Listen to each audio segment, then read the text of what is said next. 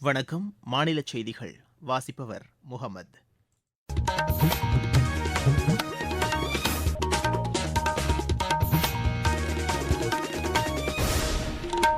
தலைப்புச் செய்திகள்.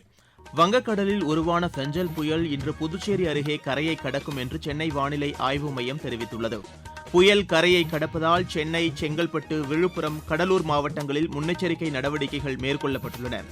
ஒடிசா மாநிலம் புவனேஸ்வரில் நடைபெறும் காவல்துறை தலைமை இயக்குநர்கள் மாநாட்டில் பிரதமர் திரு நரேந்திர மோடி இன்றும் நாளையும் பங்கேற்கிறார். தமிழகத்தில் அரசு மருத்துவமனைகளில் உள்ள மருத்துவர் காலி பணியிடங்களுக்கு வரும் ஜனவரி மாதம் 5ஆம் தேதி தேர்வு நடத்தப்படும் என்று மாநில மக்கள் நல்வாழ்வுத்துறை அமைச்சர் திரு மா சுப்பிரமணியன் கூறியுள்ளார். இந்தியா, ஆஸ்திரேலிய பிரதமரின் 11 அணிகளுக்கு இடையேயான 2 நாள் கிரிக்கெட் போட்டி இன்று தொடங்க உள்ளது. இனி விரிவான செய்திகள். வங்கக்கடலில் உருவான பெஞ்சல் புயல் இன்று கரையை கடக்கிறது. இந்த புயல் மகாபலிபுரத்திற்கும் காரைக்காலுக்கும் இடையே புதுச்சேரி அருகே இன்று பிற்பகல் கரையை கடக்கும் என்று சென்னை வானிலை ஆய்வு மைய இயக்குநர் திரு செந்தாமரை கண்ணன் தெரிவித்துள்ளார். தென்மேற்கு வங்கக்கடல் பகுதிகளில் நிலவும் பெஞ்சல் புயலானது இன்று காலை 5 மணி அளவில் புதுச்சேரிக்கு கிழக்கே சுமார் 165 கிலோமீட்டர் தொலைவில் நிலை கொண்டுள்ளது.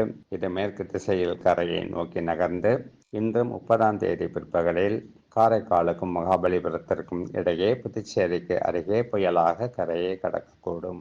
இதன் காரணமாக வட தமிழக கடலோர மாவட்டங்களில் பரவலாக மிதமானது முதல் கனமழையும், ஒரு சில இடங்களில் கன முதல் மிக கனமழையும், ஓரிரு இடங்களில் அதி கனமழைக்கும் வாய்ப்புள்ளது. மேலும் புயல் கரையை கடக்கும் பகுதிகளில் பலத்த தரைக்காற்று மணிக்கு சுமார் 70 முதல் 80 கிலோமீட்டர் வேகத்திலும், இடையிடையே 90 கிலோமீட்டர் வேகத்திலும் வீசக்கூடும் என்பதால் பொதுமக்கள் பாதுகாப்பாக இருக்கும்படி அறிவுறுத்தப்படுகிறார்கள். புயல் காரணமாக சென்னை, திருவள்ளூர், காஞ்சிபுரம், செங்கல்பட்டு, ராணிப்பேட்டை, மயிலாடுதுறை மாவட்டங்களில் அனைத்து பள்ளி மற்றும் கல்லூரிகளுக்கு இன்று விடுமுறை அளிக்கப்பட்டுள்ளது. மாணவர்களுக்கு சிறப்பு வகுப்பு, தேர்வு போன்ற எதையும் நடத்த வேண்டாம் என்று மாநில அரசு அறிவுறுத்தியுள்ளது.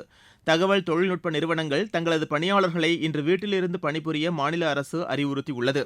இன்று பிற்பகல் புயல் கரையை கடக்கும்போது கிழக்கு கடற்கரை சாலை மற்றும் பழைய மகாபலிபுரம் சாலையில் பொது போக்குவரத்து தற்காலிகமாக நிறுத்தப்படும் என்று அரசு அறிவித்துள்ளது.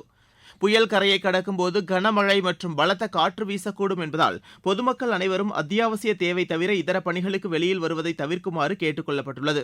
குறிப்பாக கடற்கரை, பொழுதுபோக்கு பூங்காக்கள், கேளிக்கை நிகழ்ச்சிகளுக்கு செல்வதை தவிர்க்குமாறும் தமிழ்நாடு பேரிடர் மேலாண்மை ஆணையம் கூறியுள்ளது. இந்நிலையில் புயல் முன்னெச்சரிக்கை நடவடிக்கையாக விழுப்புரம் மாவட்டம் மரக்காணத்திற்கு தேசிய பேரிடர் மீட்புக் குழுவினர் சென்றுள்ளனர். ரப்பர் படகுகள், மரம் அறுக்கும் இயந்திரம் உள்ளிட்டவற்றுடன் அவர்கள் தயார் நிலையில் நிறுத்தி வைக்கப்பட்டுள்ளனர். செங்கல்பட்டு மாவட்டத்தில் புயல் முன்னெச்சரிக்கை நடவடிக்கைகள் மேற்கொள்ளப்பட்டுள்ளதாக எமது செய்தியாளர் தெரிவிக்கிறார்.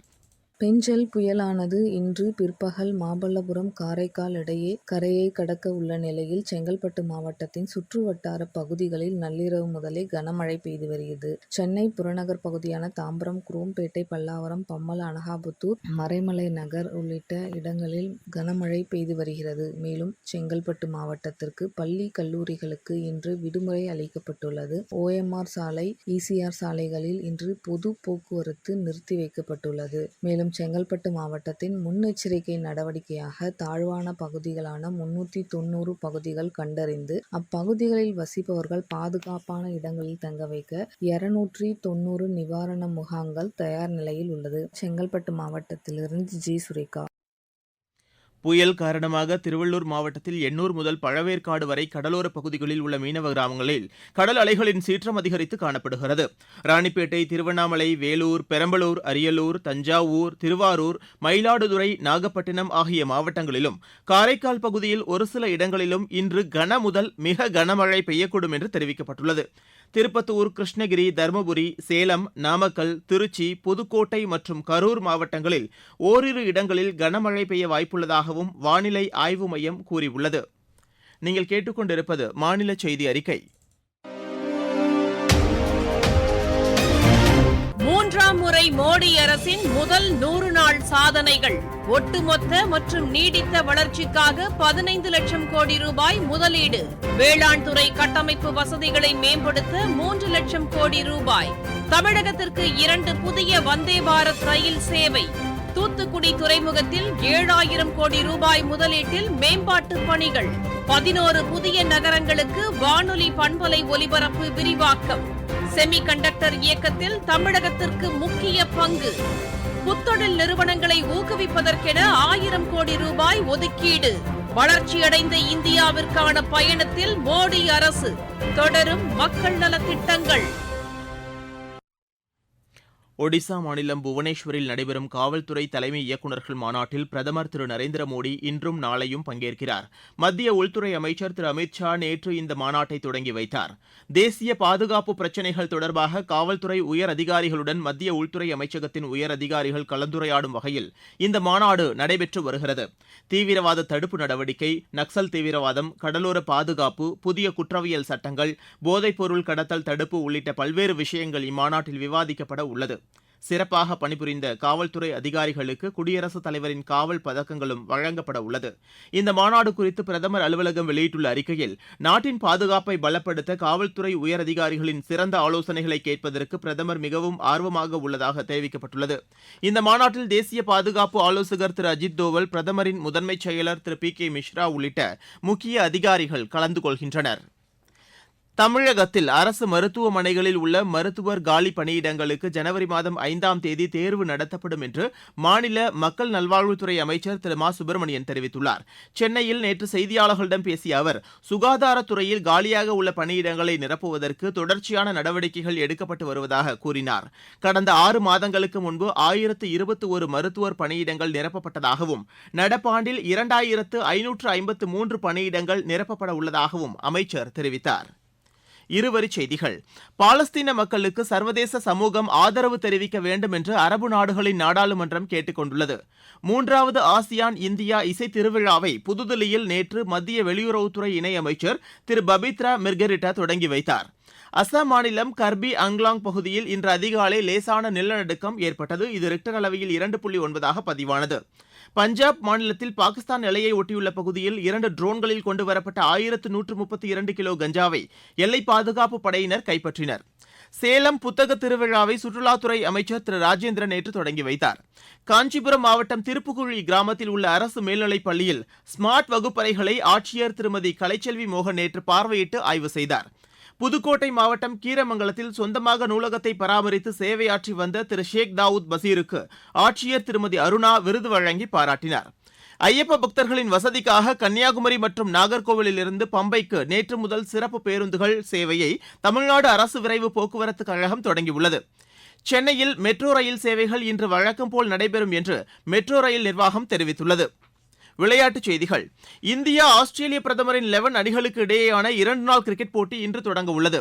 கான்பராவில் நடைபெறவுள்ள இப்போட்டி இந்திய நேரப்படி இன்று காலை மணி 9:10க்கு தொடங்கும் என்று அறிவிக்கப்பட்டுள்ளது.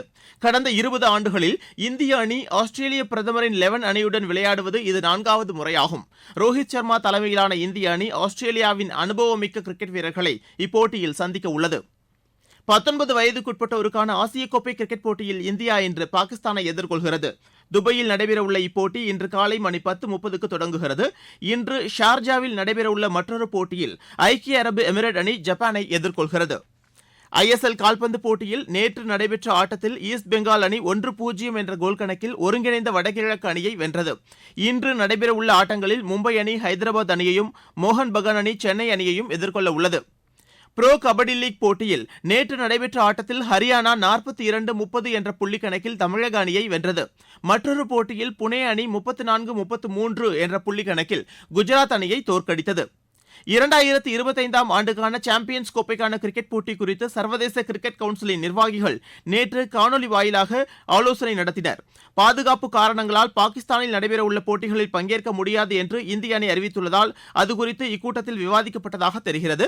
பாகிஸ்தானை தவிர்த்து வேறொரு நாட்டில் போட்டியை நடத்தினால் அதில் இந்திய அணி பங்கேற்கும் என்று ஏற்கனவே இந்திய கிரிக்கெட் கட்டுப்பாட்டு வாரியம் அறிவித்துள்ளது. மீண்டும் தலைப்புச் செய்திகள். வங்கக்கடலில் உருவான பெஞ்சல் புயல் இன்று புதுச்சேரி அருகே கரையை கடக்கும் என்று சென்னை வானிலை ஆய்வு மையம் தெரிவித்துள்ளது. புயல் கரையை கடப்பதால் சென்னை, செங்கல்பட்டு, விழுப்புரம், கடலூர் மாவட்டங்களில் முன்னெச்சரிக்கை நடவடிக்கைகள் மேற்கொள்ளப்பட்டுள்ளன.